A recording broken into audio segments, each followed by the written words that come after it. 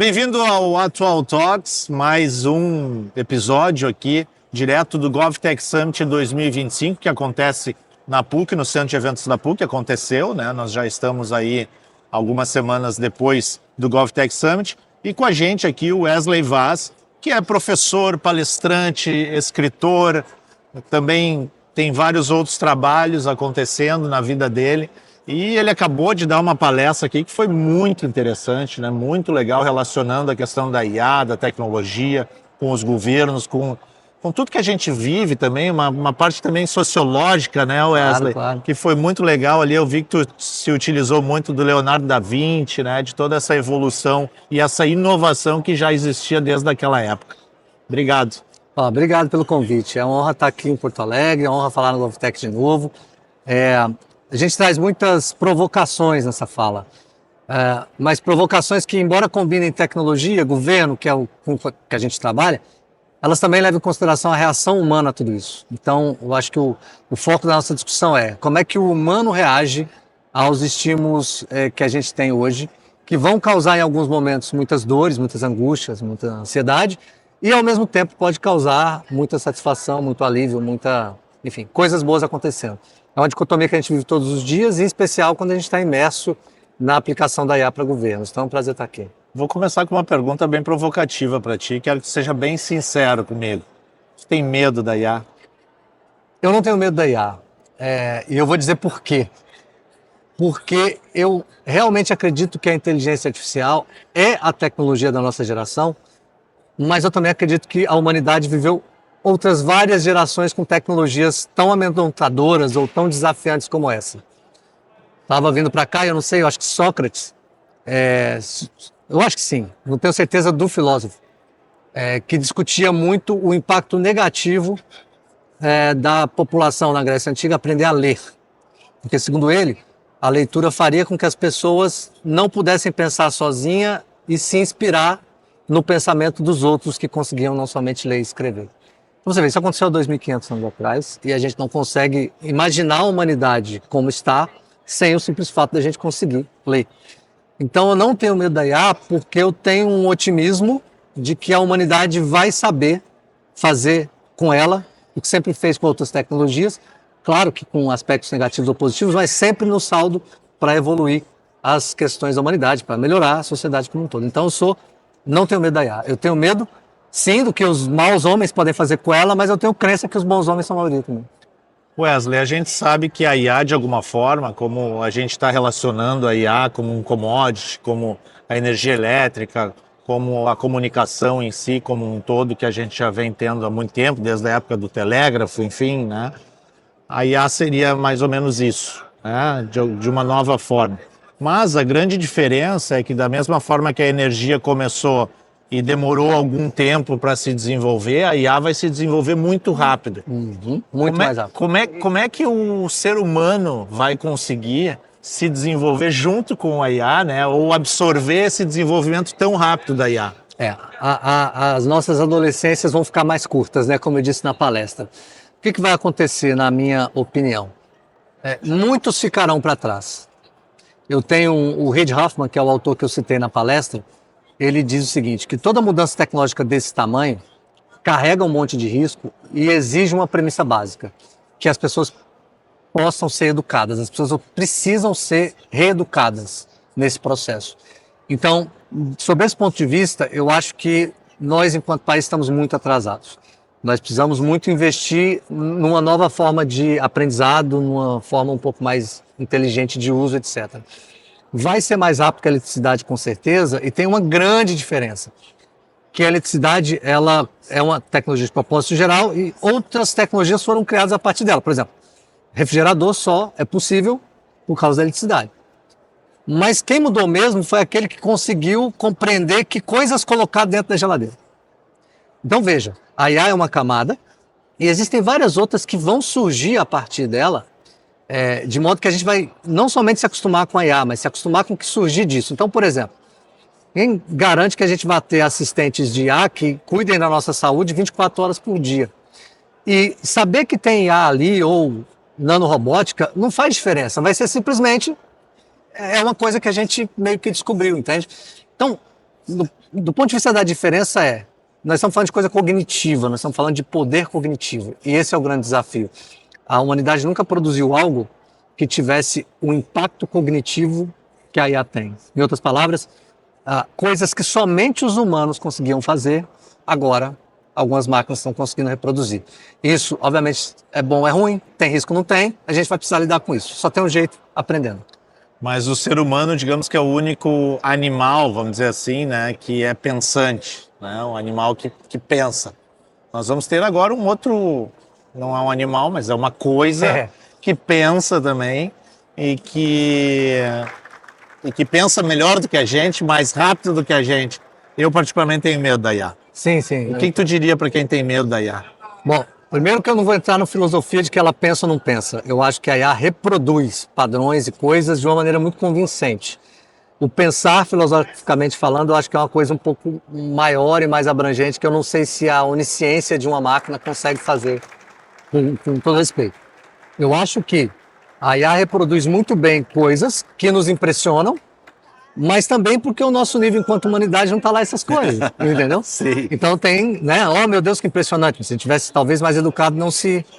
O que eu diria para quem tem medo de IA? Eu diria para procurar saber mais, até para ficar com mais medo depois. Porque quanto menos a gente sabe, a gente tem um medo desconhecido que é natural. Então, quanto mais a gente conhece os problemas e as virtudes disso, mais eu acho que a gente vai se acostumando com um futuro que eu não sei se eu não sei se existe um futuro sem isso de maneira muito intrincada na nossa vida. Do mesmo jeito que outras coisas também, como isso aqui, estão intrincadas na nossa vida. Então, quem tem medo de IA, eu sugeriria que lesse, estudasse, usasse, pensasse e refletisse sobre como a gente pode, já que isso meio que está dado, fazer bom uso disso enquanto humanidade. E talvez esse medo possa ser trocado por uma empolgação, um projeto, ou mesmo um medo, mas um medo mais racional, um medo mais, enfim, um medo mais estável do ponto de vista... Eu sei do que eu tenho medo. Sim, sim. O que eu acho que nos gera medo, enfim, algumas pessoas que tu até citou na tua palestra, né, que são aí pessoas que têm um certo conhecimento, falando algumas coisas de dificuldades que podem acontecer em relação ao uso da IA, mas por outro lado também pessoas dizendo que a gente pode não se preocupar mais com doenças, por exemplo, como foi um exemplo que tu deu, né?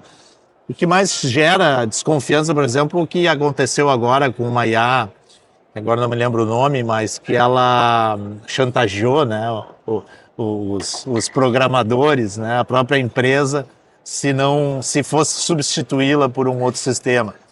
Então, isso realmente acho que nos leva para esse desconhecimento, até para onde isso vai, né? Até onde isso vai, né? Você sabe, obrigado por essa colocação, porque eu acho que tem uma coisa que é importante, que a gente não falou, mas a IA ou qualquer outra produção tecnológica do ser humano, ela não tem reputação. A primeira coisa é essa. Então, por exemplo, a gente tem muitas notícias do tipo, a IA errou um determinado documento que prejudicou tal coisa. A IA...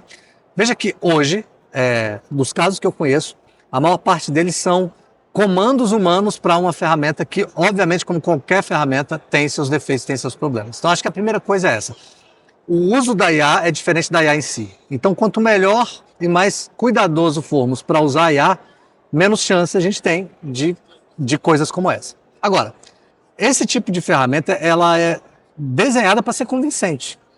Então, de verdade, eu acredito que, a depender de um papo que esteja tendo, ela vai ser convincente, mas não no sentido de que ela quer se proteger, mas no sentido de que os dados dela justificam que ela precisa se proteger. Então, para mim, a gente está num processo de evolução, não sabemos muito bem. Aliás, se alguém te falar assim, daqui 5 anos tal coisa vai acontecer, não acredito. É impossível porque a curva não para de evoluir.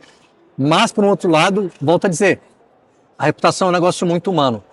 E quanto mais a gente entender e saber como fazer perguntas e como usar as respostas para os nossos problemas de maneira positiva, menos a gente vai estar ocupado com situações que nada mais são do que o mau uso da IA por um ser humano. Wesley, acho que uma outra questão que tu tocasse na tua palestra e que tu acabou de falar também aqui, mas mais relacionada para a saúde, a gente esteve lá com o governador lá na Salesforce, na IBM, e lá na IBM eles deixaram muito claros o que eles imaginam como fases da IA, né? E que a gente já vai para a próxima fase, que é a fase do agente. Do agente. Esse agente vai ser o quê? Assim, de maneira bem prática, nós vamos ter um secretário particular, mais ou menos isso, que eu vou chamar ele no WhatsApp e vou dizer, pô, cara, paga para mim aí a conta da luz, que eu me esqueci, ou todo mês a conta da luz custa tanto, 2 dias antes tu me informa quanto é que deu, mas daí tu já paga, é isso?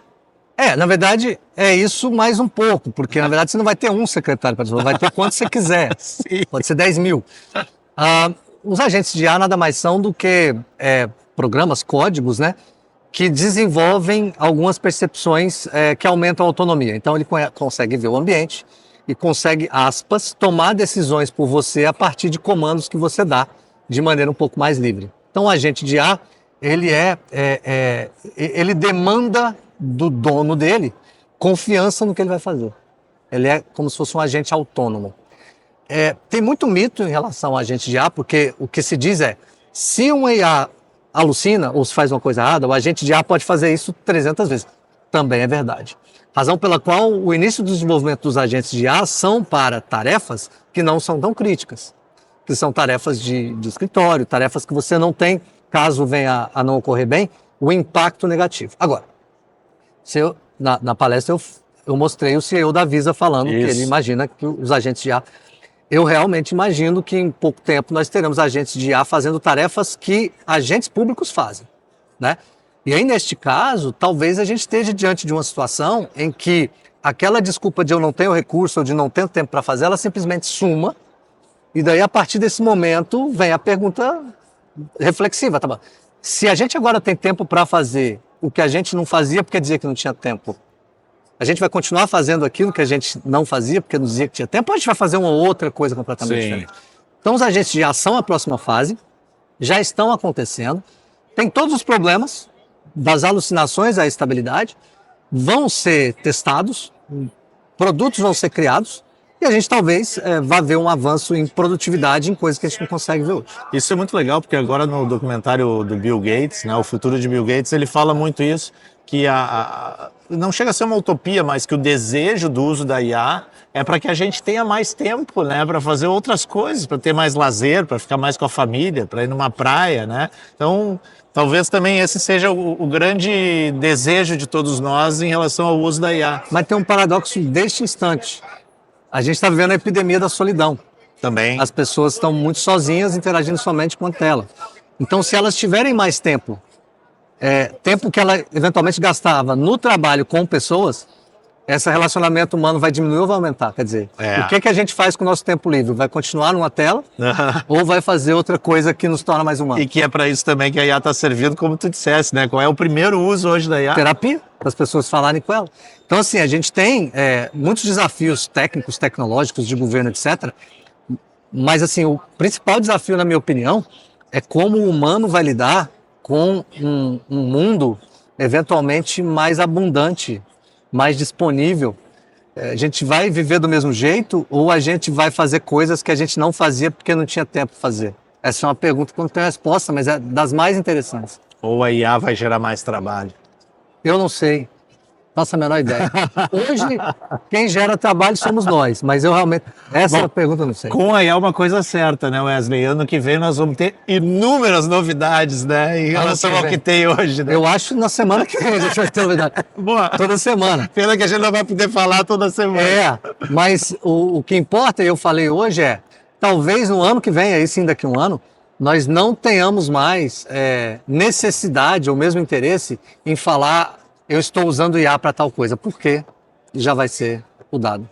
A gente já vai estar usando para tudo. Que legal. Poderia ficar mais tempo aqui com o Wesley, mas ele tem que pegar o voo dele, mora em Brasília, né? Não sei se tu vai para Brasília. Vou para Brasília agora. Vai para Brasília, então te desejo uma boa viagem. Muito obrigado. Em Brasília deve estar um pouquinho mais quentinho do que aqui, né? Um pouquinho.